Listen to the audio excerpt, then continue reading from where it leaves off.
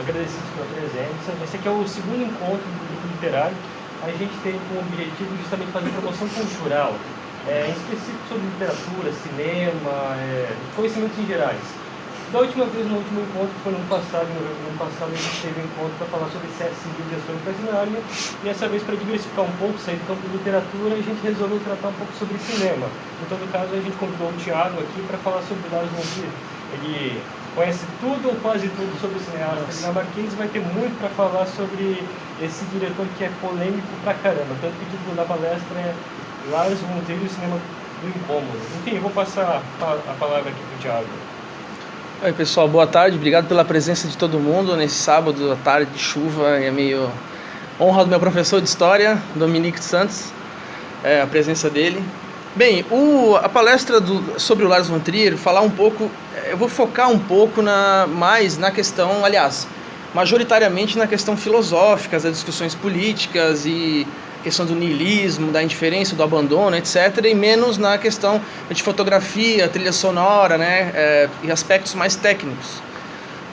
O Lars é um diretor dinamarquês, né, nascido no dia 30 de abril de 1956, e é interessante a coincidência, porque teve a polêmica dele com Adolf Hitler, que ele falou de Hitler no Festival de Cannes, e é engraçado que ele nasceu no dia que o Hitler morreu, assim, só uma curiosidade.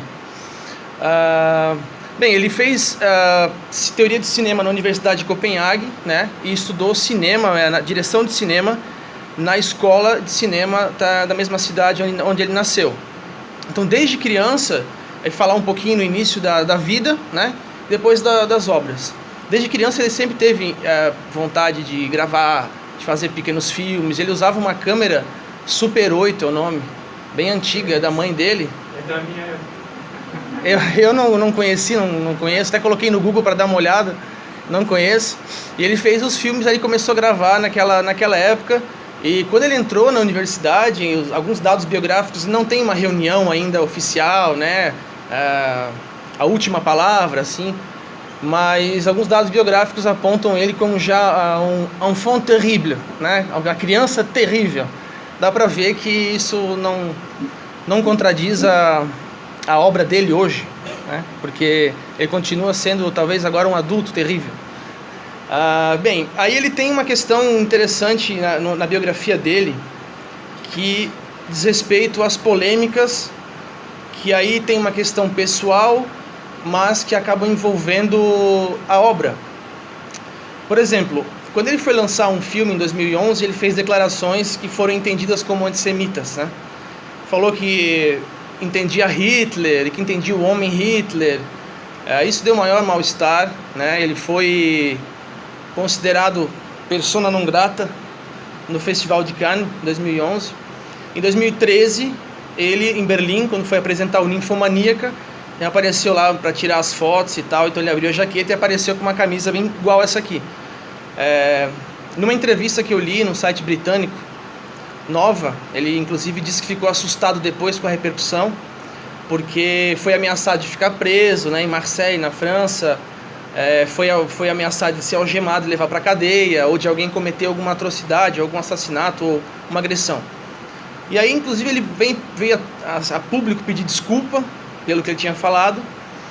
E eu, particularmente, vendo assim entrevistas e seja escritas ou entrevistas orais, eu acho que aquilo foi uma forma de fazer provocação, até porque ele diz nessa entrevista que ficou muito chateado por não ser judeu. Ele foi descobrir mais tarde que ele não era judeu, e um dos entrevistadores, inclusive, que é judeu, né, levou um talit, levou o kippah e a menorá para ele acender. Então ele colocou aqui o talit, né, a kippah, e fez ali como se fosse um batismo judaico para ser aceito na comunidade. Então, ele falou que não tem nada contra os judeus, e aparentemente foi uma questão para causar um furor, uma polêmica. Outra questão também que ele fala a respeito de falar sobre o assunto, que eu acho bem interessante, tem uma entrevista dele que você pode ver no YouTube, com o canal Russia Today. Ele fala que as coisas devem ser faladas e não colocadas para trás. Ele até faz esse sinal assim. E aí é inevitável você lembrar de Freud, né, da repressão. E eu até imagino que você pega os obstáculos assim, coloca para trás, uma hora você vai ser, né, engolido por eles. Aparentemente dá para fazer essa analogia. E ele fala, por exemplo, que na Dinamarca não é proibido ser nazista, ao passo que na Alemanha é proibido. Aí ele diz assim: bem, devemos falar sobre isso, devemos falar sobre o nazismo e não ocultá-lo, né? Porque existem pessoas com essa inclinação e é uma realidade. E aí me lembra da polêmica em torno do livro Mein Kampf, né, do Hitler, que setores da comunidade judaica acham que ele deve ser liberado e outros setores acham que ele deve ser proibido. Porque evidentemente por causa de todo preconceito, racismo, etc.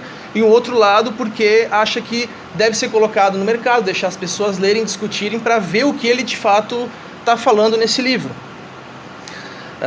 Uma outra característica muito forte do Lars, que vai poder ser visto nos filmes dele, como ele mesmo declara, é a questão da ansiedade, da depressão, do uso de drogas, da compulsão por certas coisas, né? O uso de álcool, né? Que ele está tentando parar. Por isso, quando você vê uma entrevista dele, ele treme, então ele fala que é pela retirada do álcool e também por causa dos remédios. E aí, inclusive, ele tem toque, né? O último filme dele, A Casa que Jack Construiu, não sei, alguém aqui viu esse filme? É o mais novo dele, tem para baixar. O único jeito de ver é não saiu no cinema, eu quis ver no cinema, não tem aqui. Não sei se em Curitiba, eu acho que em Curitiba teve, em Floripa não teve, então é ruim de acessar esse filme. O serial killer, ele tem toque. Então, você imagina a confusão, né, um serial killer com toque. E o Lars, aí começando a fazer essa ligação entre a obra, entre a biografia e a obra dele, ele fala que muito do que tem nos filmes representa muito dele.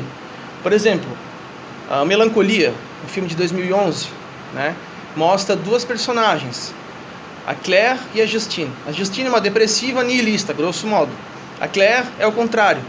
Ela é uma mulher que tem muito a perder, né? Diferente da Justine, ela não considera que a Terra é malvada, como a Justine fala. Então ela tem muito a perder, ela tem marido, ela tem propriedade, ela tem um filho, a própria vida.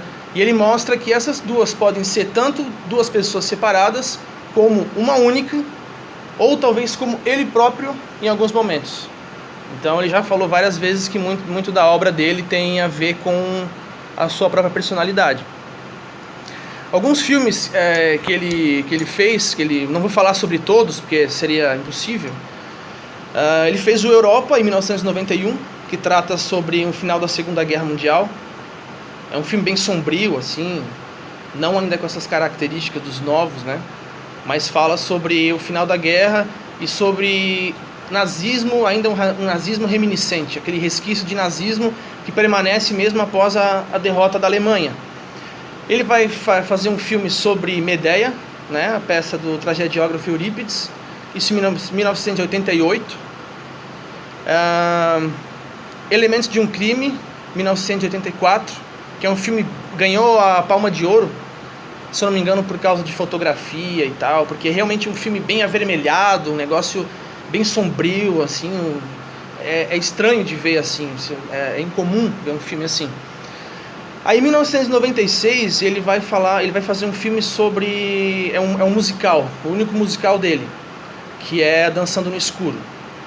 Aí nesse filme, antes de falar um pouco mais da obra, ele teve um problema depois com a Bjork, né, ano passado, que teve aquele movimento Me Too, que ela falou que tinha sofrido abuso, né, por parte do Lars, e ele respondeu dizendo que era uma pessoa difícil de lidar, negou o abuso. Bem, se aconteceu como aconteceu, não é de se duvidar, mas também não se sabe a gravidade, então não dá para entrar nesse mérito. Só sei que ela fez essa denúncia, e aí houve comentários de que ele teria também, inclusive em Dogville, que ele fez com a Nicole Kidman, tirado a roupa na frente dela, mas só comentários. E aí nessa entrevista que ele deu para o site britânico, ele falou: bem, se eu fiz isso e ela está topando fazer filmes comigo ainda, então é um sinal que não assustou muito ela. Então ele deixa ambíguo se ele fez ou não fez. Provocação, sempre provocação. Bem, é interessante, Ondas do Destino lembra um pouco a Sônia do Crime e Castigo. Para quem já leu Dostoiévski, do qual o Lars é também um leitor, né, Dostoiévski, a Sônia lembra um pouco essa personagem. A Bess, aliás, lembra a personagem do Crime e Castigo, porque ali ela faz uma questão, ela levanta a questão da castidade, daquilo que, inclusive ele inverte o mito de Penélope, né, que tem ali uma preza pela castidade em prol do marido, e aí a Sônia e a Bess, no Ondas do Destino, lembram um pouco a ideia de que você reconhece o mal nos outros e você respeita, ou você tem uma atitude mais tolerante para com o mal nos outros quando você se sente parte também daquela condição, né? Também daquela lama, como eu li numa das entrevistas. Então, aí já começa um toque mais filosófico daquilo que vai ser mais desenvolvido posteriormente. Dogville, eu vou falar rapidamente sobre o filme. Ele é inspirado nas obras de Bertolt Brecht. Para quem não viu, não conhece, o filme ele é feito dentro de um galpão só, né? Não é comum um cenário assim, gravar na rua, gravar dentro de uma casa, de um apartamento, num set de gravação como se fosse as edificações normais. Então é bem interessante. Eu confesso que tive resistência para assistir, achei que seria uma chatice. Sempre ali a mesmice. Mas quando você começa a assistir o filme, você entra na história, e aquela questão de não ter um cenário tradicional chama muito atenção. E a história, não vou dar spoiler da história, mas ela acaba de uma forma muito característica, assim, né, da Nicole Kidman, inclusive. O Manderley, que foi feito em 2005, e o Dogville 2003, o Manderley segue a mesma proposta. Agora a Nicole Kidman acabou não fazendo o filme, não sei por qual razão, mas é a mesma proposta, num lugar também fechado, um galpão, e aí vai tratar da questão da escravidão nos Estados Unidos. Ali a crítica que ele faz, inclusive que dá para ler algumas entrevistas dele, ele mesmo falando, ele vai criticar a democracia norte-americana, pós-abolição da escravatura. Porque mesmo após a abolição a gente vê, né, a história, apartheid, o problema dos lugares nos ônibus, né, protesto da Rosa Parks, protesto do Malcolm X, Martin Luther King, uma série de problemas que havia. Então ele faz essa crítica. Curiosamente o Lars faz filmes criticando os Estados Unidos e nunca pisou nos Estados Unidos. Ele não viaja de avião, ele tem uma fobia, falou que a ansiedade não permite que ele viaje de avião. Então infelizmente a gente nunca vai ter uma palestra dele aqui, o próximo, ou um evento com ele que desse para conversar. Uma coisa interessante do Manderley que vai falar, ele vai lembrar um pouco a questão do Tocqueville, né, da democracia, os problemas que tem na democracia. Vai falar que ainda não acabou, até hoje. Então ele fez o filme em 2005, mas até hoje ele tem uma crítica forte contra os Estados Unidos, contra o presidente Trump, por exemplo, contra a ideia de que os Estados Unidos formam a polícia do mundo, né?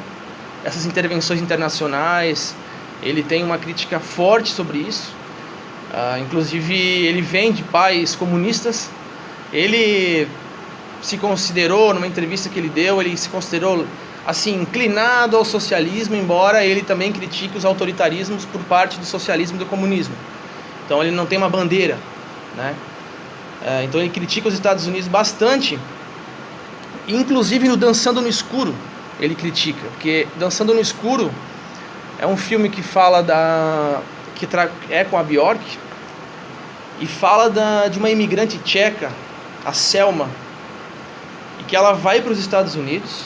Novamente o filme, assim como a casa que Jack construiu, foi gravado na Europa, né? E assim como esse filme tem as mesmas questões de, olha, está fazendo um filme sobre os Estados Unidos, mas nunca pisou aqui, quem é ele, né? Eu já li críticos falando isso. E nesse filme, o que ele faz? Ele mostra uma imigrante que tem um problema nos olhos, né? Ela está ficando cega, uma doença degenerativa, vai piorando cada vez mais, e ela tem um filho que sofre com a mesma doença. Então o que ela faz? Ela trabalha numa fábrica, mesmo ficando cega, corre riscos, e nesse tempo tem as músicas, né? Tem ela cantando, porque ela sonha em ser cantora, em participar de festivais da Broadway. E ela vai juntando dinheiro para conseguir pagar essa cirurgia que só tem nos Estados Unidos. E aí, ela é uma menina boazinha, querida, fofinha, que, claro, não ia passar incólume diante de uma obra do Lars, né? Eu vou entrar num pouco de spoiler aqui, mas aí eu acho que para comparar com outro filme depois eu vou ter que falar. No momento, ela é roubada pelo cara que cobra o aluguel dela, um policial norte-americano, né? Além de denunciar a questão da exploração nas fábricas, o Lars ainda vai criticar a autoridade policial e a arrogância, né? Daquele negócio meio xerife e tal. E ele rouba esse dinheiro dela, ela percebe isso porque ela teve uma conversa com ele, e ela vai cobrar esse dinheiro, né? Desesperadamente conseguido, assim, adquirido. E aí dá uma briga e tal, e ele parece que reconhece que ele de fato é uma pessoa que não vale nada, acaba pedindo para ela atirar nele. Então, as consequências, né, de um crime dos Estados Unidos, diferente daqui, lá se você matar alguém, é muito difícil fugir. Acontece com ela que ela é condenada e tal, então tem cenas fortíssimas, né, na prisão, dela tentando cantar, enfim, da condenação, que aí eu no final eu deixo para quem não viu, eu não falo o que acontece. Depois eu vou fazer uma comparação, mas já para adiantar, uma comparação com a casa que Jack construiu, porque se a Selma, que é uma personagem boa, falando com ela esses dias aí eu tive esse clique, se a Selma, que é uma personagem boazinha e fofinha, se ferra, o Jack, que é um assassino frio, psicopata, ele mesmo reconhece que ele é um psicopata. Tem uma fala no filme dele que ele diz assim, um filme de 2h30, né, bem longo, ele fala assim: quando eu penso em todas as coisas que eu fiz sem que isso resultasse em punição, e 3 reticências, 3 pontinhos. Então dá pra perceber que ao passo que a Selma é boazinha e se ferra no final, feio, né? O Jack é um psicopata, não acontece nada com ele. Então, assim, depois no final tem um epílogo que vai mostrar que pode acontecer e tal, mas não é nessa forma de condenação ou de violência na Terra, né? Um epílogo mais de forma filosófica, como se estivesse entrando na consciência e no subconsciente do Jack. E aí, para fazer a síntese dessas duas comparações, eu lembro do filme Anticristo, que aí dá pra gente falar um pouco agora, que eu acho que a maioria não, mas mais pessoas viram Anticristo do que as outras, a maioria viu Anticristo, Melancolia, que é os filmes mais conhecidos. Tem uma parte que eu acho que é uma das cenas mais interessantes do cinema, que é quando o protagonista do William Dafoe, que não tem nome, eles não são nomeados, nem a Charlotte Gainsbourg, nem o William Dafoe, ele vai até a mata e ele vê uma raposa se trucidando assim no meio do sangue, no mato. Acho que é uma cena muito boa. E ela olha para ele e fala assim: o caos reina. E aí eu acho que é uma síntese interessante para mostrar como uma pessoa boa se ferra, sabe? Como um malvado não se ferra, né? A gente está desamparado, essa é a perspectiva do Lars. Embora alguém possa ter fé em Deus, achar que Jesus Cristo, uma entidade e tal, vai salvar, não é a perspectiva a partir da qual ele trabalha. Ele é ateu, ele não é um militante assim, chato como, sei lá, o Richard Dawkins, mas ele escancara que ele não acredita em Deus. Inclusive, o Anticristo é um filme que, em algumas cenas, a cena no qual a Charlotte Gainsbourg, ela corta o próprio clitóris, que é uma cena mais pesada do filme. Perguntaram para ele o porquê, porque Deus quis assim. No Anticristo eu só mostrei o que eu aprendi com Deus. Inclusive o lugar para onde vai os protagonistas para tratar do trauma da personagem se chama Éden. E ela está fazendo uma tese de doutorado sobre a Inquisição, começa a estudar, a ler sobre a questão da maldade humana e reconhece em si mesma características maldosas, né? Tanto que tem uma questão com o filho dela, e não é um spoiler do filme porque é logo no começo, tal, que mostra que o filho dela está caindo de um lugar e ela não faz nada para isso. Ela não está nem pouco preocupada. Depois é que vai voltar uns traumas e tudo isso. Então existe uma discussão, inclusive como eu estava conversando com o professor antes, Tem uma dissertação da Flávia Ariello, que é Considerações sobre o Mal, se eu não me engano, no Gnosticismo no Anticristo de Lars von Trier, que vai tratar exatamente da questão gnóstica, né, que era considerada uma heresia cristã na antiguidade, e que, grosso modo, claro, existem várias discussões, vê o mundo criado por um ser que é ruim, que é malvado. Tanto que, no momento ela fala para o personagem, né, veja a respiração dele, né, a natureza é o templo de Satã.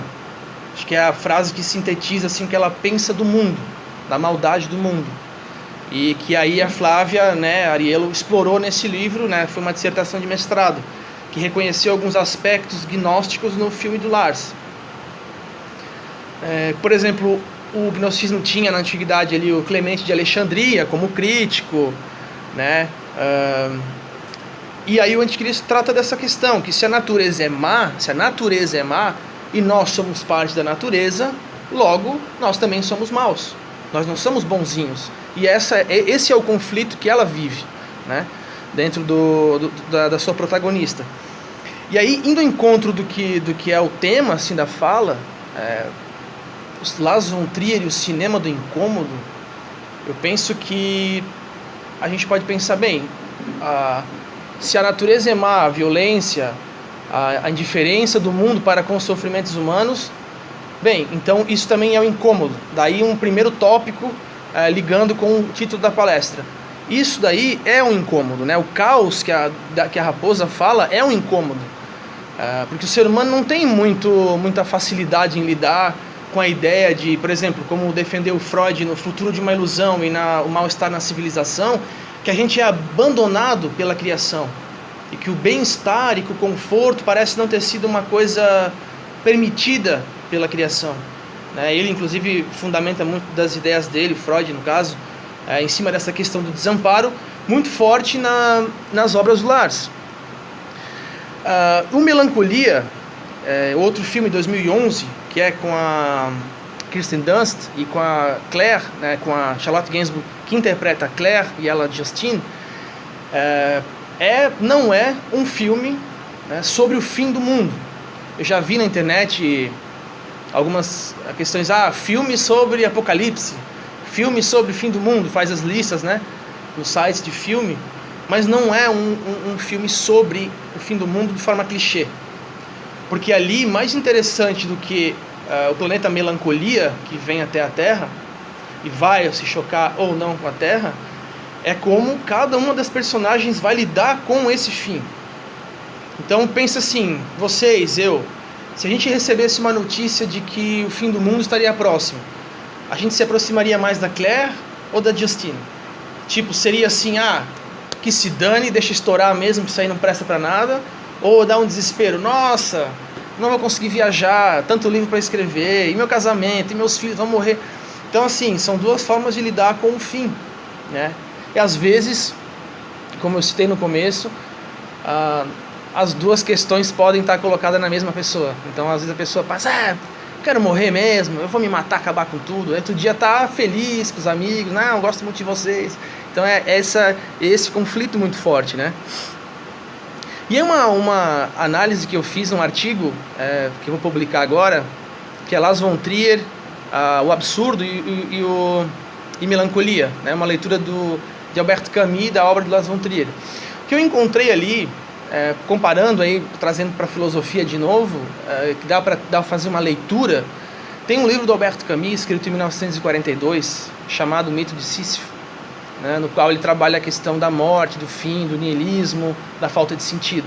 Tanto que ele começa o livro falando que a pergunta mais importante que se tem da filosofia é a questão do suicídio. Viver vale ou não a pena? Então ele vai discutir isso ao longo de todo o livro, que é um livro fininho, mas pesa 1 tonelada, realmente não pela dificuldade, mas sim pela consistência da argumentação. E aí ele fala que existe o herói absurdo, né, que seria aquele que, mesmo diante da falta de sentido, mesmo diante da ideia de que você tenha que carregar uma pedra eternamente até o cume do morro, ver ela descendo, carregar novamente, mesmo assim esse herói absurdo fala, olha, eu vou suportar essa condenação, essa danação, e não vou reclamar. Então é como se enfrentasse os deuses e aquela punição, que aí naturalmente perde seu sentido. Uma outra que ele vai falar é sobre o irreconciliado, o Camus. O irreconciliado é aquele ser humano que ele não se mata, mas também não está feliz. Ele passa uma vida inteira perguntando e morre sem resposta, provavelmente. Né? E aí, por último, o suicida, que o Camus, inclusive, diz que confessa, o suicida confessa que a vida não vale a pena, que foi vencido pelas dificuldades do pensamento, vê que a ciência não dá conta de tudo, e vê que a religião também não dá conta de tudo, então ele chega num poço tão fundo de niilismo absoluto que ele comete suicídio. Aí eu falei isso para comparar essas 3 personagens do livro do Albert Camus com os 3 personagens que aparecem na obra Melancolia. E aí, ao longo de toda a trama e com o livro, eu fiz uma discussão mais apurada, que eu não vou focar aqui, mas o que eu consegui reconhecer muito claramente, e sem forçar a mão, é que a Justine, ela representa exatamente a antítese do herói absurdo. Porque ainda que ela fala que ninguém vai sentir falta da terra e que estamos sozinhos e que a natureza é malvada, aí lembra um pouco o que a personagem fala no Anticristo, ela não é uma pessoa que quer viver.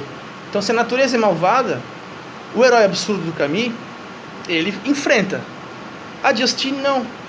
Ela deixa a pedra correr por cima dela, ela não faz diferença, não tem diferença nenhuma, ela prefere mesmo o fim. Então eu considerei ela como antítese do herói absurdo. A Claire seria a irreconciliada, nesse sentido. E o John, que se aproxima muito do que o Camus fala no livro dele, que é o cientista, né? Ele é astrônomo. Então ele confia, sim, de forma quase que fundamentalista na ciência. Assim. Ele responde para ela, não, os estudos apontam que o planeta Melancolia não vai chocar contra a Terra. E ele confia naquilo. Quando ele vê que o planeta está vindo na direção dele e que a ciência falhou, é o fim. E o Camus no livro dele fala exatamente, né, todas as respostas que a ciência me dá, eu ainda assim não posso ter certeza. Né, e ela não me responde. E aí o homem que confessa a sua falta de resposta acaba tomando esse ato. E aí, como eu falei do Camus, é muito interessante também que o Lars ele usa alguns pontos, né, como a gente falou antes ali da questão do Nietzsche. Né, ele é um leitor de filosofia, leitor de literatura como Dostoiévski, que trabalham com a questão do niilismo. Né? Ele gosta de Blake, El Bosco, enfim, fã de cinematografia, cineastas como Ingmar Bergman, né? Para quem conhece a obra do Bergman sabe que, nossa, né? Andrei Tarkovsky, então tem muito a ver com essas questões que ele discute. E aí a gente percebe, voltando novamente ao tema da palestra, que o niilismo é um incômodo diante do mundo aqui, né? Eu conheço pessoas que, se não se agarrarem na fé ou na ciência, se não se confortarem com aquelas respostas, e a gente com certeza conhece alguém assim, elas desabam. Eu conheço, sei lá, tenho amigos que, se não for a espiritualidade e a religião, se o cara vai se matar, eu não sei. Mas já conversei sobre isso com pessoas assim, e o cara disse, olha, não sei o que seria de mim. Então, tipo, a importância dessa resposta é tamanha que a pessoa chega a dizer, não sei o que seria de mim, eu não sei como é que eu lidaria com a falta de perspectiva e com o niilismo, e que é tratado no filme Melancolia, né? Então é uma coisa muito incômoda, porque se você se abraçar numa fé ou na ciência, tá ok, vamos tocar o barco, ignora aqui que não tem ninguém preocupado com a gente, Deus está olhando, ou a ciência vai responder, então a gente vai um dia chegar na, né, sei lá, ficar imortal, qualquer coisa utópica como isso. E ali no filme Melancolia, inclusive o crítico de cinema Sérgio Rizzo, ele fala que, né, na obra do Lars e no filme Melancolia, a gente é confrontado com nada, né, para completar o que eu estava citando agora. Em 2013, o Lars lança o Ninfomaníaca, que é em 2 volumes. Primeiramente, quem viu o Ninfomaníaca? Só vocês dois. Pô, vocês dois, meus amigos aqui, ela viu também comigo. Vocês dois têm que assistir, porque eu fico pegando no pé dos caras. Assista. Bem, o Ninfomaníaca, ele escreveu... Interessante que ele cita essas coisas em entrevistas, né? Quando fala da vida pessoal, ele escreveu durante 18 meses de sobriedade. E o Dogville escreveu em 12 dias sobre o uso constante de droga. Então, fala que uma das coisas interessantes que ele fala dessa questão da droga, para a gente já entrar na sobriedade dele, do Ninfomaníaca, é que ele fala assim, quem se preocuparia com um Jimi Hendrix sem heroína, um Rolling Stones sem bebida alcoólica? Não há obra de valor artístico que alguém que parou de usar droga ou beber tenha feito. Então eu temo que meus filmes, depois, se eu parar de usar qualquer coisa, sejam apenas filmes de merda. É isso que ele fala. Então ele fala, eu tô parando, mas não tanto assim. Então ele frequenta Alcoólicos Anônimos, volta e vai. Então, assim, a saúde dele, você percebe que está bem debilitada. Uma questão interessante do Ninfomaníaca é que se o Anticristo foca mais na questão do mal como um todo na natureza, no Ninfomaníaca essa questão da condição do ser humano, dos desejos, do conflito, do excesso, é transferido, é focado numa personagem, que é a Joe. Então, o primeiro volume mostra a infância, a adolescência, a juventude dela. No segundo, ela já é uma mulher mais velha que continua padecendo com os mesmos problemas. As cenas do filme são algumas bem fortes. Realmente uma coisa assim, muita gente acha bem perturbador, né? Tanto que eu achei, inclusive, que a casa que Jack construiu seria mais violento, mas eu acho que dá pra deixar ali. Não saiu muito, mas já é pesado, né? E diferente do Anticristo, como eu falei, o foco está sobre o humano. E é interessante uma cena quando a Joe ainda é jovem, ela está no trem, né, aquele cara casado, ele não pode ter nenhuma relação sexual porque ele vai para casa, porque ele vai querer ter o filho, tá em tratamento e tal. E aí a Joe atenta o cara, e o cara com rosa, com presentinho para a esposa, e fica ali, né? Não, eu não posso. E bota a mão na cabeça e tal. E o que acontece no final?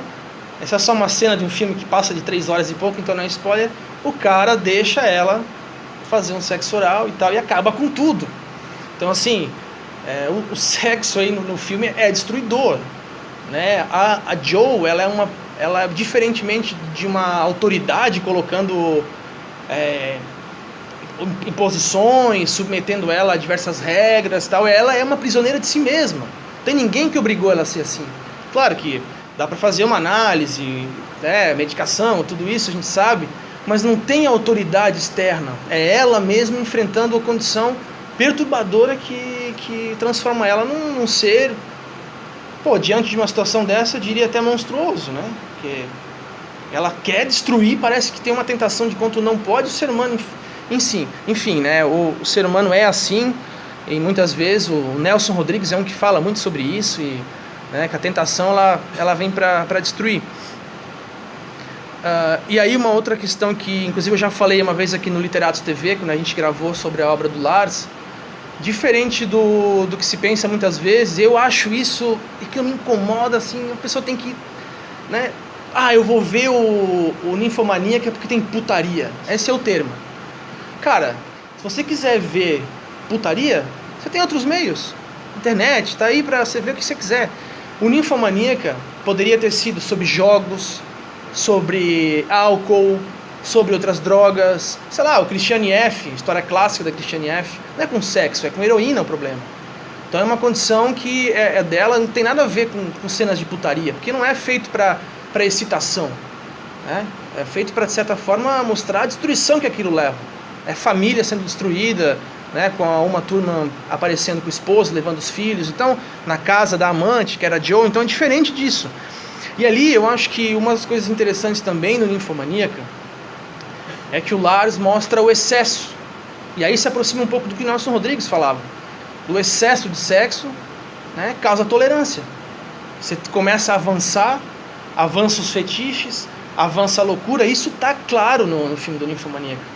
Para quem viu o filme, vocês vão ver ela começa com uma brincadeirinha lá e no final, cara, ela tá fazendo coisas horrorosas por causa de sexo, coisas realmente que é sofrível, sabe? Então, pô, putaria, o filme de putaria, de sexo, vou ver, tipo, é uma visão, é uma leitura absolutamente rasa dessa obra. E ela reconhece também, a Joe, personagem da Ninfomaníaca, que ela é má, ela reconhece isso nela. Eu tenho um medo desgraçado de quem fala que é do bem, assim. Pessoas que falam, não que são vistas pelos outros, a tal da virtude silenciosa, mas a pessoa que se autodenomina muito do bem, porque eu sou muito honesto, cara, sei lá, dá uma conferidinha na carteira, vê se ela não te levou alguma coisa, porque ali tem. Não acredito nisso. E acho bem interessante que a própria Joe, ela fala que ela eu sou má, ela fala, eu sou uma pessoa malvada. E aí eu não vou dar spoiler, porque é uma das cenas mais interessantes do filme, mas há um homem, um senhor, que conversa com ela ao longo de todos os 2 filmes, 2 volumes. E no final acontece uma coisa bizarra, né? Porque até então o espectador estava olhando para aquele senhor como, né? Pô, o cara tá ouvindo a mulher, aparentemente ele é um padre, ele tem imagens de Maria, Nossa Senhora, de Cristo, há várias discussões em torno da religião, que é uma coisa que deixa o filme do Lars von Trier mais complexo até, né, do que isso, né, um terror gratuito, né, ele traz religião, traz filosofia, né, literatura, poesia, então uma série de outras questões. E aí no Ninfomaníaca, uma das partes finais do filme, ele bota na boca da Joe uma frase muito interessante. Ela fala que tá aqui em inglês, até que eu peguei direto da legenda, que cada palavra tirada da linguagem é um outro tijolo removido da parede da democracia, ou do muro da democracia. E aí lembra muito George Orwell, a questão da nova língua. E aí ali o Lars von Trier está claramente criticando o politicamente correto, né? Então agora uma discussão mais política. Ele mesmo é muito afetado por isso. Eu acho que enquanto mais pegarem no pé, mais ele vai fazer. Depois de ter falado de Hitler, colocou inclusive, depois eu vou falar um pouco da casa que Jack construiu, tem umas questões ali que ele também brinca com isso, então fica pior ainda, sabe? Eu acho que é por isso mesmo que ele colocou essa fala na boca da Joe, né? Que vai falar também que a democracia muitas vezes é um regime bobo, um regime que dá voz à maioria de idiotas, né? Essa questão que a gente já viu bastante. Uma outra questão muito interessante, que até apontei no artigo da RDC, é que muito se fala da Escandinávia, dos países escandinavos, que lá é nossa felicidade e tal. Bem, mas a Joe é de lá. Os melhores filmes, até então, que eu vi sobre condição humana, sobre escravidão, sobre desejo, questões psicológicas, haja vista Ingmar Bergman, o Haneke, né, se não me engano, o Lars von Trier propriamente, e o Thomas Wittenberg, e um outro que eu não me lembro, do qual eu não estou me lembrando o nome agora, que fez o filme A Caça, não sei se alguém lembra, né? Ele fez aquele filme. Então são filmes ambientados na Escandinávia, cara, e os conflitos psicológicos dos personagens são violentos. Aquilo ali embaixo, a gente olha tudo lindo e tal, legal, bom, riqueza material, ok? Mas não é por isso que você vai ser feliz, sabe? Às vezes um filho teu tá usando droga, ou a tua mulher te trai, ou às vezes o pai se enforca porque tá deprimido, então não significa felicidade. Ali eu acho que os filmes escandinavos no geral mostram isso, né? Tanto que é uma grande descrença com religião, isso pode mexer muito com as pessoas, lá é muito forte essa questão do ateísmo, né? Enfim. Então acho que a riqueza material, estado de bem-estar social, ok, legal, mas isso não resolve tudo. Então mostra que ainda assim, onde tem ser humano, onde tem problemas do gênero, não adianta querer dar um Porsche pro cara, que ele pode muito bem se enforcar no apartamento. Então, enfim, isso é uma outra questão que eu queria salientar, que tem um pouco a ver com política, né? Que dá para desenvolver mais até. E aí, novamente, a questão da condição humana, dos desejos, aquele marido que não consegue deixar de trair, o cara que não consegue deixar de fumar, né? O cara que não para de ver pornografia ou de beber, enfim, seja lá qual for, isso é um incômodo, de novo. Mais um incômodo aí que o Lars retrata. Quanto tempo tem ainda, Fabrício, sabe?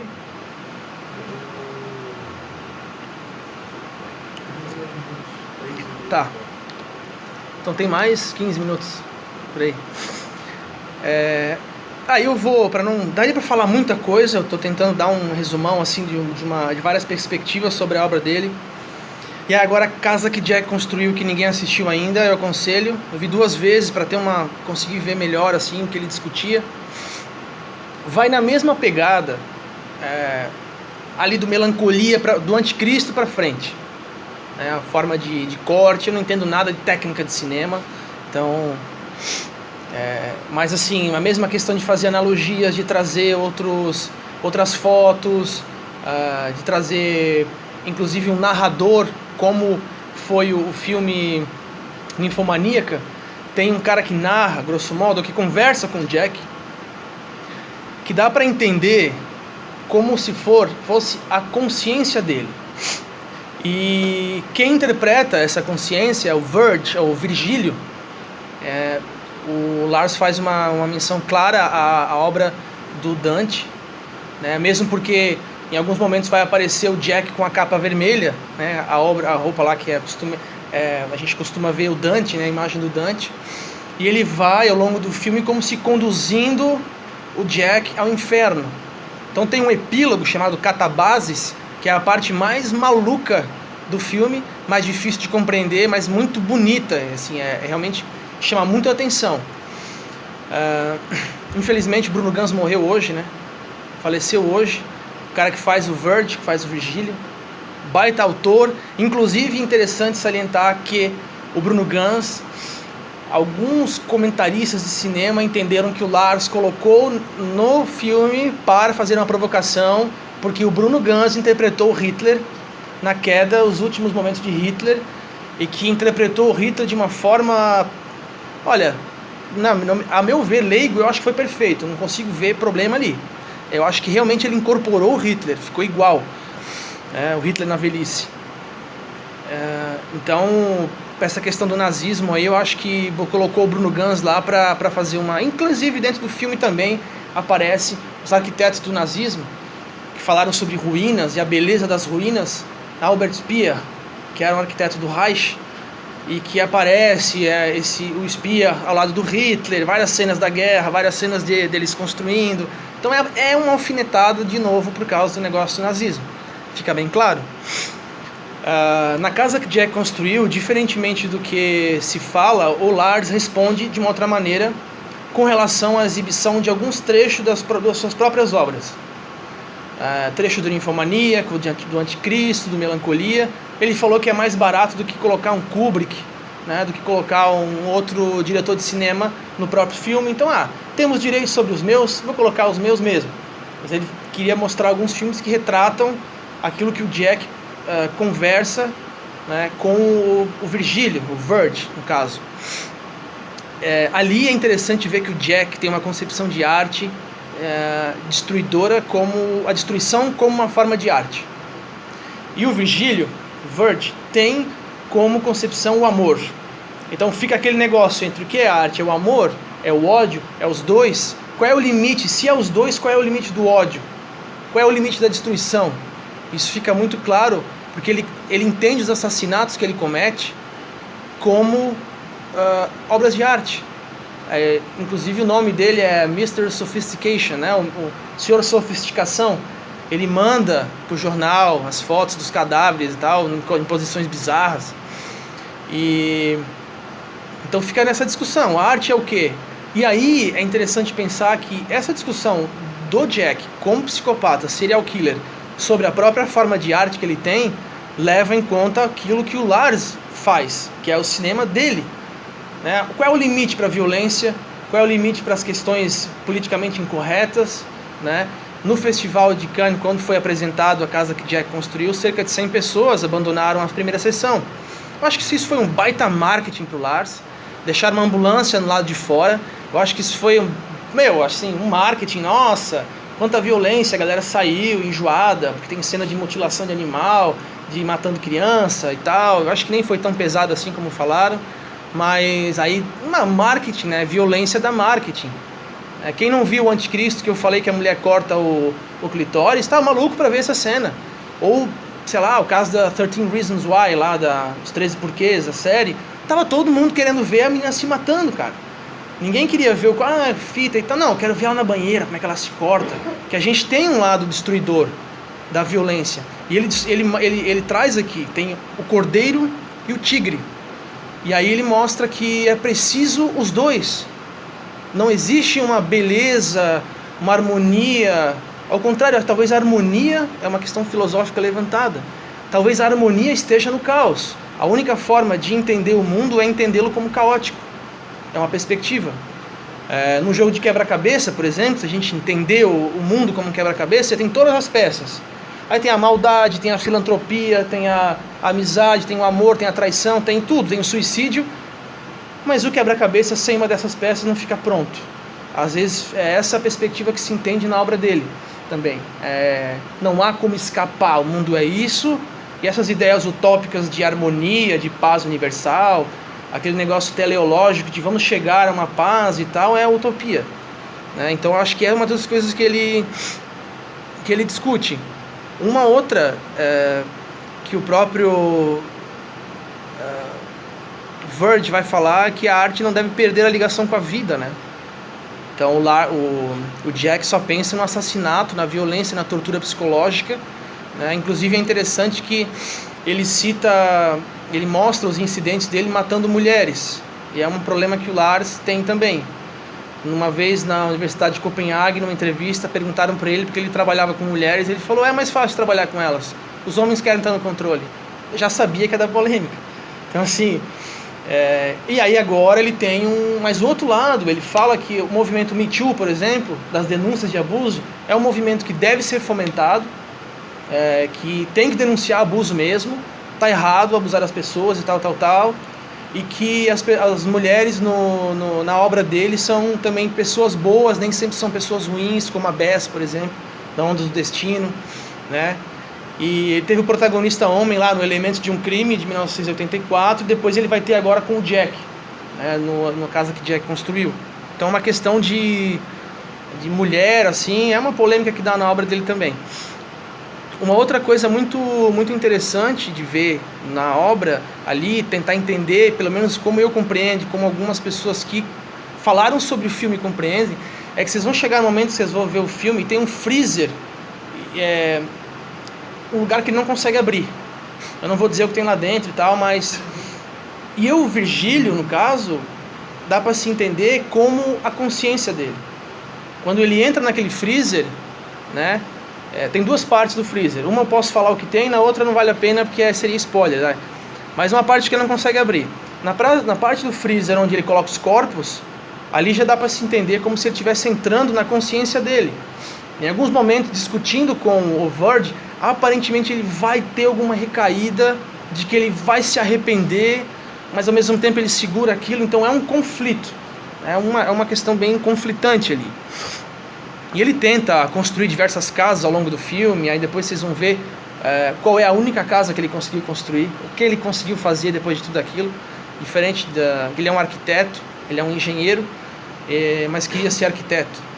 E ele é frustrado quanto a isso, então ele é comparando as catedrais, os lugares escuros das catedrais, onde fala que só Deus vê o que acontece, né? Como se fosse assim, olha, o mundo aqui, só Deus vê o que acontece em alguns lugares, seja num quarto escuro, seja quando você está longe de alguém que possa te reprimir por aquelas escolhas. E tem um crime que ele comete, que eu acho que é uma das falas muito interessantes dele, quando ele vai cometer um crime, ele fala para a mulher gritar, olha, grita, pede socorro, vai, acho que você deveria gritar mesmo. E ela, help, help, e ninguém ouve. E ele começa a gritar junto com ela, pedindo socorro, socorro, socorro. E aí chega um momento que ele vai até a janela, ele grita, nobody wants to help, ninguém quer ajudar. Tipo, ali eu acho que está mostrando que, olha cara, ninguém está preocupado com você. Talvez a tua família, tua mãe, teu pai, teu namorado, mas o resto, cara, só tá sozinho. Você está abandonado, então é difícil as obras dele. Eu tenho um amigo meu, por exemplo, o Nando, né? Ele falou, cara, eu não consigo ver essas obras, eu fico mal. Ele tem mais, assim, uma sensibilidade com relação a essas discussões religiosas e tal, diz que não consegue ver, fica muito mal. E aí, tem uma fala também muito importante, que ele diz que aquilo que a gente coloca nas obras, seja num conto, num romance, né, num filme, que aí o Lars com certeza entra nessa, o que a gente coloca nas obras muitas vezes são desejos que a gente tem, mas que a gente não pode colocar em prática nessa civilização extremamente educada e controlada. Ele vai falar que o corpo a alma pertence ao céu e o corpo ao inferno. A gente está dentro do tigre e do cordeiro. Essa luta, essa violência que há no mundo e não tem como escapar dela. Então ele mostra que o ser humano tem a maldade nele. Isso já vem lá do anticristo, né? E aí não culpa o político, o capitalismo, não culpa esse negócio assim externo, sabe? Você culpa, não, cada um tem que ser responsável por si. Claro que tem coisas que são que influenciam, é óbvio, questão social, claro, desigualdade social, enfim, mas ainda assim você tem uma maleabilidade com relação à sua conduta. Você não é um robô programado. Então é isso que dá para discutir. E ele fala numa entrevista interessante, peguei uns dados, umas frases dele aqui, que ele fala que ele está certo de que todos nós podemos ser serial killers, no fundo. Uma predisposição, dependendo da situação, a gente poderia se transformar em um. E o Matt Dillon, numa entrevista que deram em Cannes, o Matt Dillon disse, olha, eu acho que eu fiz o filme, mas isso não acontece na realidade. No mesmo momento lá, eu estava do lado dele e falou, eu tenho certeza que isso acontece na realidade, na vida real. Ele cortou o Matt Dillon. Outra questão interessante e eu acho que cômica dessa questão é assim, ele falou que mandou o roteiro para algumas pessoas que disseram, olha, eu vou trabalhar com você, trabalho com você, com exceção desse filme aqui. Aí ele falou que ele mandou para o Matt Dillon e para uma turma porque eles não podiam ler o roteiro e aceitaram. Falou, quem lesse o roteiro, quem lia o roteiro não ia aceitar trabalhar naquele filme, porque tem cenas realmente pesadas, né? Então, ele vai falar também uma frase que ele fala sobre a casa que Jack construiu com relação aos limites, que ainda bem que existem os limites na sociedade, e não é uma anarquia absoluta, onde todo mundo faz o que quer. Então é engraçado que ele fala, graças a Deus, né, uma forma de expressão, mas ele fala isso, porque senão a gente seria realmente pior do que já somos, né? E, inclusive ele fala sobre a questão de pessoal deixar de sair deixar de assistir o filme e levantar, ir embora, né? Como teve uma atriz, uma crítica de cinema, não estou lembrado o nome, ela fala, nossa, ele quer que a gente venha aqui para o festival vestido formalmente para assistir um cara torturando criança e mutilando animais e matando não sei quem. A gente não vai assistir isso, né? Isso é dar marketing pro cara. E ele fala que se as pessoas levantaram e foram embora, isso é bom, isso não é ruim, ele não fica chateado. Porque ele fala que a pessoa levanta, vai embora e fica com aquilo na cabeça, fica pensando naquele filme. E isso causa uma reflexão de uma forma ou de outra. Então eu penso que, como ele fala que o cinema dele é uma pedra no sapato, que ele quer colocar uma pedra no sapato do espectador, eu acho que ele consegue fazer isso. E eu penso que quanto mais ingênua a pessoa for, se eu posso usar esse termo, ou pelo menos mais inocente, né, a pessoa for com relação à condição humana, maior vai ser a pedra, sabe? Mais ela vai se incomodar. Como assim? Eu converso com a minha mãe muitas vezes, né? Escreve alguns contos meio malucos assim. Nossa, mas isso é... Eu falo, mas é assim. Então, tipo, não pode ser inocente. As coisas são assim, acontecem assim, né? E aí maior vai ser a pedra no sapato. Uma outra frase que ele tem aqui, que ele fala que ele não mata pessoas, né? Tipo, você é um potencial assassino. Ele fala, olha, eu não mato pessoas, ou pelo menos ainda não matei ninguém pessoalmente. Então é sempre jogando para ter um... Mas ele fala, há muito de mim em Jack, no sentido de que eu quero percorrer todo o caminho. Então, para quem vê a casa que Jack construiu, vai ver que o Jack ele vai percorrer todo o caminho até o fim, mesmo que o Verge fale, olha, o caminho é duro, você vai realmente explorar lá os porões da alma humana, você vai mesmo lá no fundo, e o Jack vai. E é isso que o Lars fala que ele quer fazer, através do cinema. Então ele fala que por isso ele tem muito do Jack também, né? E apesar de tudo, outra frase que ele fala em seguida, que apesar de tudo isso, as pessoas ainda querem trabalhar com ele, né? Que é muito divertido, a gravar o Melancolia, estava todo mundo bêbado, ele falou, todo mundo muito louco, e foi muito divertido gravar o filme. Então, para ele, que é alcoólatra, tu imagina todo mundo acompanhando o cara no goró, né? É uma alegria. Bem, aí encerrando, falando agora do Jack, no caso, né? Falando que a violência, a psicopatia, a falta de limites também é um incômodo, assim como o niilismo, assim como o caos, assim como a condição humana, a violência e a indiferença das pessoas pelas outras. Aquela hora que ele mata uma mulher num apartamento, remete, ainda que o Lars tenha falado que inconscientemente, ou ele nunca sabia desse crime. Teve um crime que aconteceu nos Estados Unidos na década de 60, uma mulher estava num conjunto de apartamentos, rodeada de vizinhos, pediu socorro, gritou, né, como uma louca, pedindo ajuda, que tinha um assassino de fato, e ela morreu. Então assim, ninguém quer ajudar, né, como ele fala. Então, nossa, isso é assustador. Imagina, você está no teu apartamento, entra um assassino com uma faca, você grita e ó, eu não vou botar minha cara lá, dane-se. Então essa é uma coisa que ele vai salientar nesse filme. Aí sobre as próximas obras, o Lars, quando ele gravou o Ninfomaníaca, ele disse que possivelmente seria o último filme dele, por causa das condições de saúde, que era muito assim, extenuante, ficar gravando dias a dias, etc, etc. Mas já havia falado isso, se eu não me engano, com o Anticristo, ou com Melancolia. E agora ele falou isso novamente, um pouco antes de lançar A Casa que Jack Construiu. Só que numa entrevista recente, acho que desse mês, de um crítico de cinema inglês, ele falou que não parou, e que ele vai fazer um projeto com filmes curtos de até 10 minutos, chamado Étude, né, estudo em francês, e que vai ser a próxima obra dele, e não vai parar por aí. Uma outra coisa que eu lembrei agora, quando se fala do niilismo, por exemplo, em Melancolia, eu vi uma entrevista com o Lars, no qual ele responde sobre essa questão do niilismo. Eu achei muito interessante. Ele falou que não pensa nisso de forma filosófica, né, de forma sistemática. Olha, eu li tal autor, então eu vou fazer um filme sobre niilismo. Ele falou que ele pensa, ele coloca na tela.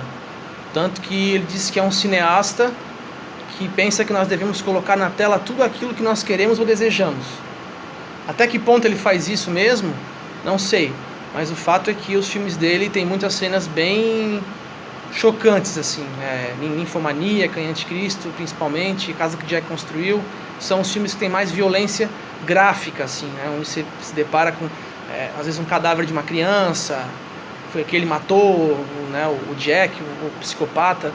Então são coisas que incomodam. Eu acho que, em suma, por causa dessas questões todas que eu falei, ainda que resumidamente e rapidamente, para poder dar um panorama meio geral, por isso eu acho que o Lars von Trier realmente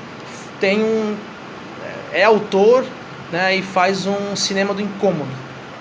Aí, em suma, é isso aí.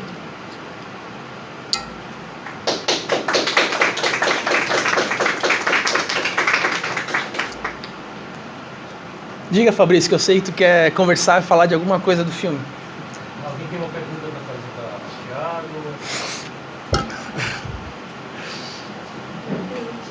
Primeiramente, parabéns pela sua fala. Eu não conheço a obra do Lars tão bem como você, mas, ao meu ver, eu acho que mais do que coisa assim, ele gosta de estar na lua. O tempo inteiro ele solta comentários também, Sim, é sim. típico dele, e a gente espera por isso, já. É Sim. uma relação de espera do que qual é a polêmica da vez.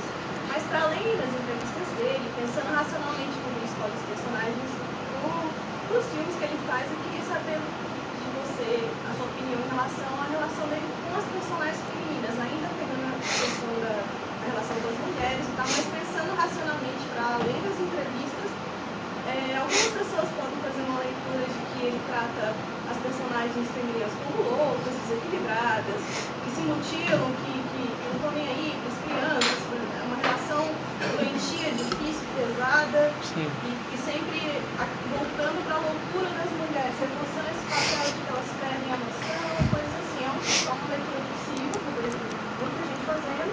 Outra leitura possível é que ele dá um protagonismo para as mulheres, que em outros filmes elas não teriam da mesma forma, ainda que de forma dúbia por esses critérios de loucura. Assim. A forma dele de expressar esse protagonismo feminino é nessa relação mais, porque ele próprio é dentro dele, do jeito que ele pensa, a própria vida dele é uma relação que não é bonitinha, então Não.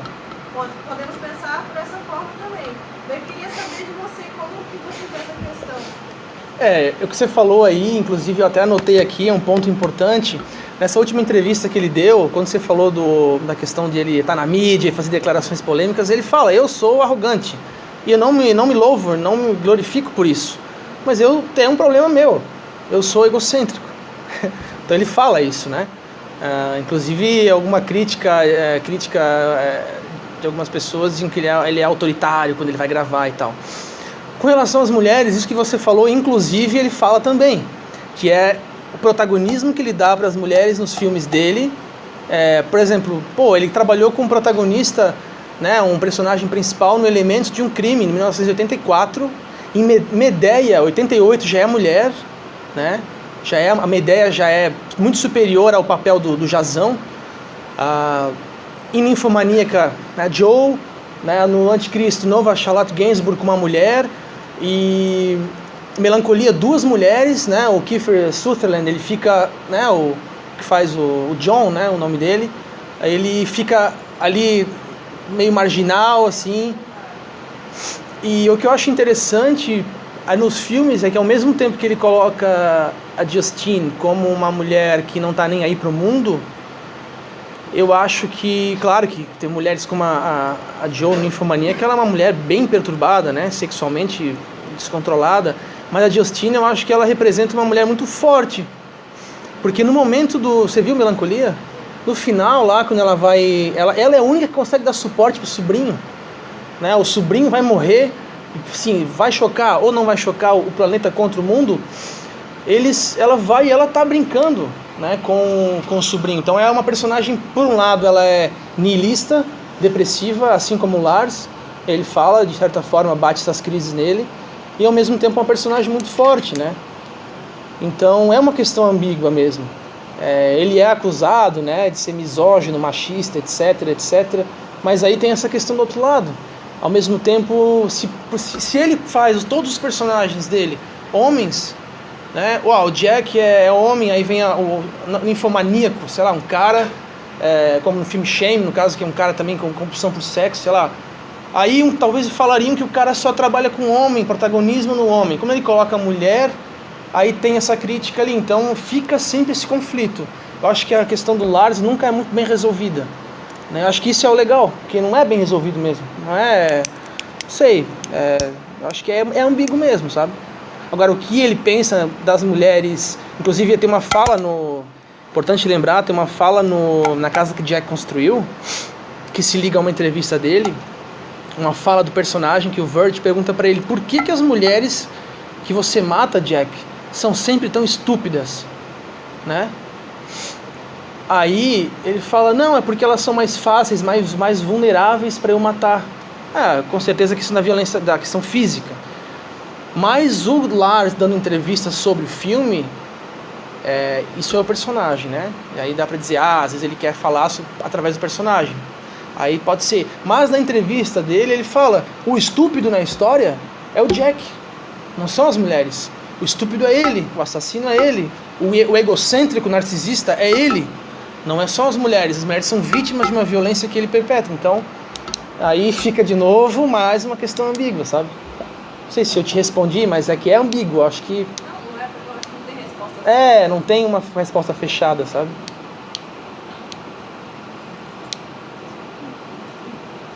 Eu sei que o Fabrício quer fazer comentário, mas ele tá esperando a galera... Não, eu sei que perguntar qual é o seu filme favorito do Lars. Putz, Por quê? Putz, cara.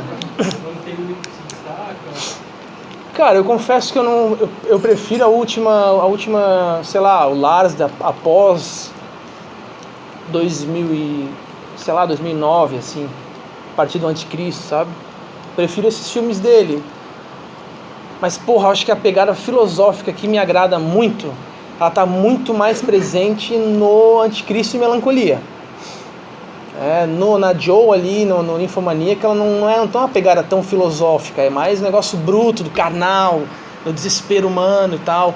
E o Jack também tem uma filosofia mais voltada para a arte, mas a filosofia que particularmente mais me agrada, tanto que eu gosto muito de Albert Camus, Sartre, enfim, Dostoiévski, esses Nietzsche e tal, eu acho que se aproxima de mim, falando pessoalmente, é a discussão ali que há entre Anticristo, né, do gnosticismo, do caos reina no mundo e não há salvação, que estamos abandonados, e o Melancolia, que o planeta vem pegar e não tem para onde correr.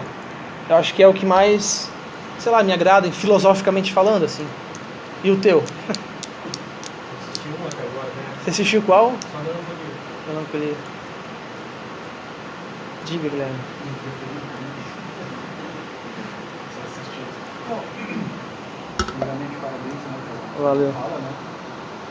E pelo que eu pude perceber, assim, vendo no Melancolia e vendo muitas entrevistas do Marcos, é interessante que ele coloca na tela do cinema, nos filmes dele, aquilo que acontece na vida, né? E como você comentou ali do filme A Casa que o Jack Construiu, eu achei interessante a própria enredo do filme, a própria tua fala nesse sentido, porque se a gente olhar filmes de Hollywood, novelas, enfim, o personagem que se ferra, né, o enredo todo, né, do filme, da novela, no final, ele vai deixar de ser pobre para ficar rico, enfim, o vilão vai se ferrar ou vai morrer, enfim, alguma coisa vai acontecer com ele, somente as novelas brasileiras trabalham essa questão de cair na miséria e tal, né? É uma notícia, né? Não é essa forma de viver no mundo. O que é interessante no Lars então é isso, é que ele coloca a realidade nua e crua, né? Os porões, né? Como tu comentou. E de que forma tu vê isso? Isso emancipa o espectador ao ver o filme? Então, uma coisa interessante que eu tinha até pensado em falar, que eu não falei, é que, até falei aqui no Literatos, eu acho que falar dessas coisas, assim como o mito de que não falar sobre o suicídio é melhor, e aí você vê palestra que eu vi na FURB, aqui na palestra de psiquiatras, e já li muito sobre o assunto, que é um mito isso. É melhor falar sobre o assunto. O Joseph Brauer, no filme lá do Freud, que é com Montgomery Clift, ele fala que devemos esconder, né, os escorpiões. Depois o Freud vem e discute a psicanálise, ele vê o que é a psicanálise, e ele olha e fala, realmente é melhor as pessoas saberem onde estão os escorpiões, né? Identificar isso. E aí o que eu tinha comentado, que eu falei no Literatos, que eu falei antes, é sobre o Aristóteles na poética, né? O Aristóteles tem aquela frase famosa da poética que ele fala que a tragédia deve despertar medo e terror, né? Medo para que a gente saiba que aquilo possa acontecer, ou terror para se compadecer do próximo, né? Tem várias discussões em torno dessa frase, das traduções, enfim. Mas o trágico te faz pensar, porque uma vez eu estava escrevendo um conto, falando com uma amiga minha sobre um conto que eu ia escrever, e eu estava pensando em umas ideias, mas nossa, que trágico. Eu falei, tá, mas imagina se eu faço uma história na qual um casal se conhece, se dá muito bem, casa, é feliz, tem filhos saudáveis, inteligentes, todo mundo se dá bem e morre feliz. Mas o que eu vou escrever isso? Primeiro que não existe, segundo que se existisse seria muito chato, né? Imagina ser feliz para sempre, nunca ter um obstáculo, né? Que nem no céu, sei lá, todo mundo alegre eternamente, vai ser um pé no saco. E aí eu acho que faz pensar, sabe? Eu acho que não só o Lars, né? Mas, sei lá, pega o Dostoiévski, o niilismo lá do Raskolnikov, né? As obras do Nelson Rodrigues, uma série, assim, eu acho que o trágico choca, mas ele faz pensar. A alegria simplesmente, que feliz que eu tô, vamos lá tomar um chopp e tal. Não faz ficar aquele negócio incômodo, eu acho que só quando incomoda mesmo, sabe? Que faz a gente pensar em alguma coisa, porque senão, sei lá, mais ou menos dessa forma que eu vejo, assim.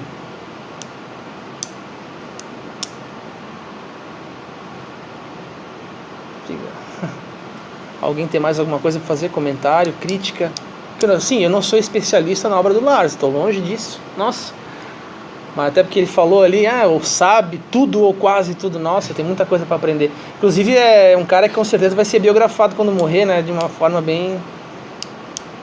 Diga.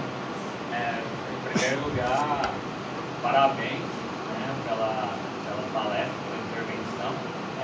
Se o objetivo é causar incômodo, eu fiquei incomodado, né? Para rever de novo o que já vi, para ver o que não vi e pensar sobre a obra do Lars von Trier. É muito interessante. Eu gostaria de falar algumas coisas, talvez mais no campo assim, da sugestão para próximas reflexões, e também tendo em vista tudo que a gente sempre já conversou, e a última conversa aqui antes da palestra sobre Nietzsche, né, e tal, etc. Seria o seguinte: a primeira coisa que talvez um ponto interessante para pensar e refletir seja se a ciência da história tem cânones. Né? Quando a gente faz ciência da história, a gente pensa a partir de certos cânones. Né? A filosofia também tem esses cânones. Num primeiro momento, abordando a obra do cineasta, abordando essa obra, fica parecendo que a filosofia permite voos mais altos, né? Permite certos conjuntos de reflexões, talvez seriam um pouco mais livre do que se a gente adotasse os cânones da história para poder abordar a obra do mesmo cineasta. Então, um ponto de discussão e uma sugestão seria esse, de refletir se isso parece ter sentido, se é verdade isso, ou se não, se a filosofia também é muito dura e ela há de impor os seus cânones na forma do raciocínio do pensamento para poder avaliar o conjunto de uma obra cinematográfica, a ponto que no fim das contas o que a gente vai descobrir mesmo é que, assim como a história, a filosofia também impõe limites sobre o que pode ser dito e o que não pode ser dito, né? Se há um teto ali que a gente toca, porque senão a gente feriria esse cânone filosófico. Então essa é uma primeira questão. Uma segunda questão, né, sobre o conceito de natureza, porque eu gostei bastante da reflexão que você trouxe, desse momento aí que você capturou e falou sobre a raposa, né, e tal, etc.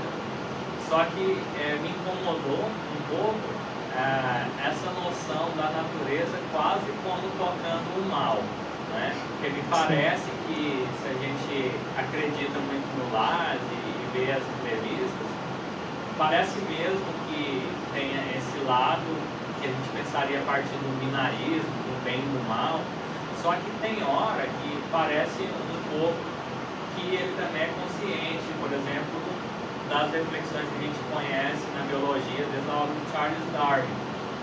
E aí o caos, ele talvez não seria exatamente o mal, mas como as coisas estão organizadas. Talvez o problema seja a interpretação que o ser humano fez de que a natureza, a gente, por um esforço humano e cultural, enfatiza o que considera bom e bondade, superando o mal.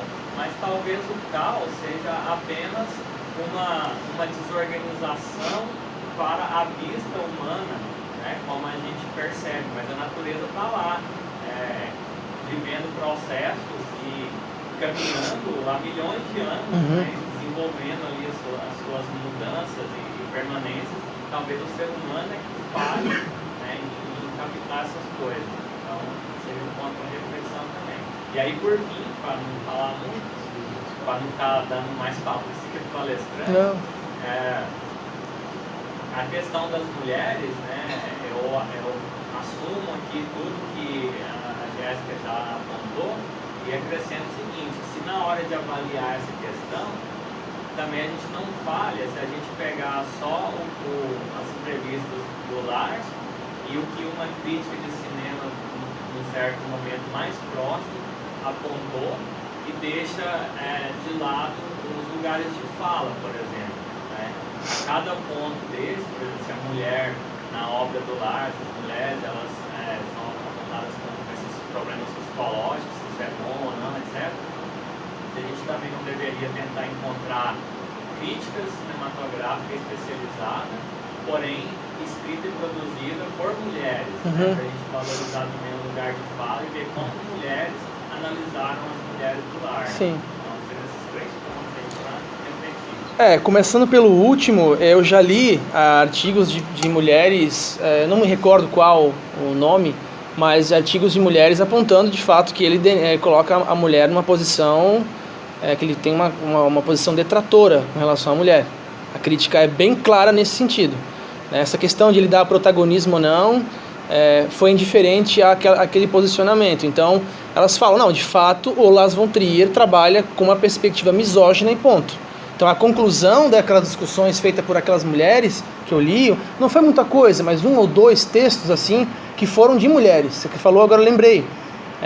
E elas, poderia ter falado na tua pergunta, elas tratam de fato, porque mesmo que dá o protagonismo, ainda assim a mulher, sei lá, como a Jo no Ninfomaníaca, é uma mulher que abandona filho, que trai marido, que não se satisfaz nunca, né, que comete até crimes pela questão sexual, é uma mulher transtornada, né? A Justine e a Claire, Ninfomaníaca, no Melancolia, uma é niilista total, depressiva, né? Cai pelos cantos, trai o marido, não valoriza casamento, chuta o balde com relação ao emprego, e a outra é uma mulher submissa ao marido, né? Ela tem a propriedade, é um astrônomo famoso, e fica lá correndo com o filho no colo, apavorada, como uma barata tonta, que não há para onde sair. Então, de fato, tem perspectivas que apontam isso, né? Com relação a questão do mal, eu acho que é porque o mal, pensando agora quando você estava falando, eu acho que o mal chama mais a nossa atenção, né? Porque ele faz sofrer. Eu acho que é aquela velha história, que a gente odeia mais perder do que ama ganhar. Então a gente sente mais isso. Mas, como eu citei antes, eu acho que os filmes do Lars von Trier, principalmente que tratam do mal na natureza, o caos reina, né? Como eu comparei ali ao quebra-cabeça. Eu acho que, particularmente falando, né, não estou dizendo que ele fala isso, mas eu acho que, ao contrário, o mundo não é mal num todo, sabe? Eu prefiro partir da ideia do Chesterton até, o autor inglês católico, que diz que o mundo pode ser analisado como um conto de fadas. Me tocou muito quando eu li isso na ortodoxia dele, porque apesar da maldade que tem, da violência, né, sei lá, 10 meninos querendo ter carreira futebolística morrem queimados. Sim, particularmente eu acho que não tem nenhum ser preocupado com eles. Não acredito que tenha questão da reencarnação, mas é uma questão pessoal, né? Eu acho que é assim mesmo que acontece e a gente não... Como a gente se sente desamparado, a gente quer tentar explicar, né? Mas, por outro lado, tem pessoas que vão lá recolher um bebê abandonado. Eu não consigo criar nenhuma formiga, nem um cachorro, nada. Eu sou uma criatura, eu não consigo criar. Então é muito mágico, apesar da violência que tem, sabe? De onde que saiu um sol, sabe? Claro, uma pergunta absolutamente para além das nossas capacidades mentais, né? Como diria o Kant.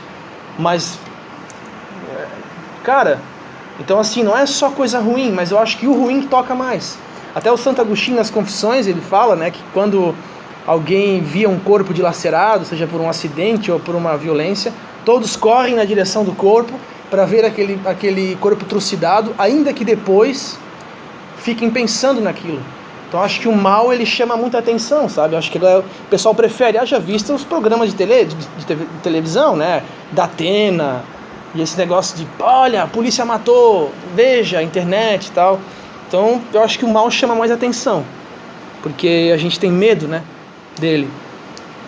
Com relação à história, eu acho que dá pra ver, por exemplo, o problema da Inquisição é um exemplo bem forte no filme do Anticristo. Você já viu também, né?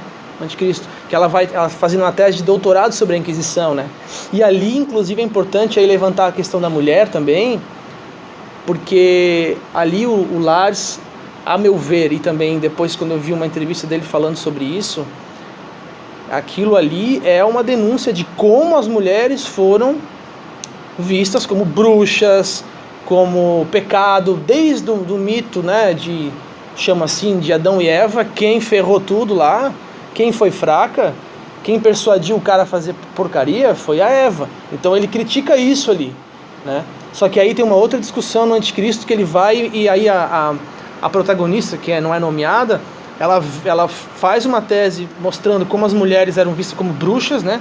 Aquele martelo das feiticeiras, né? E ao mesmo tempo reconhece o mal nela mesma. Então tem essas duas questões. A mulher foi vista como mal, e de fato ela tem uma maldade nela, né? Que ela reconhece, mas ao mesmo tempo a natureza inteira é mal. Então a natureza tem a maldade, né? Uma forma gnóstica de ver o mundo. Ela tem em si mesma, e a maldade fez com que as mulheres fossem responsabilizadas por boa parte da violência, do desregramento, do pecado. E é fato, né? A gente vê que a história aí pegou as mulheres, realmente fez muita coisa assim. Então, nesse sentido, eu acho que dá para analisar de forma histórica também, né? A história ali, Melancolia, eu não sei como eu analisaria de forma histórica, assim, porque é um filme que não é situado em nenhum tempo específico, não tem muita mais questão da política, né, que eu falei antes, da estado de bem-estar social e a paz, aquela utopia de que lá é tudo lindo, né? Também é uma questão que vai para além da filosofia metafísica, no caso, né? Que dá para citar ali que estado de bem-estar social pode ser bom, mas não é determinante para a felicidade.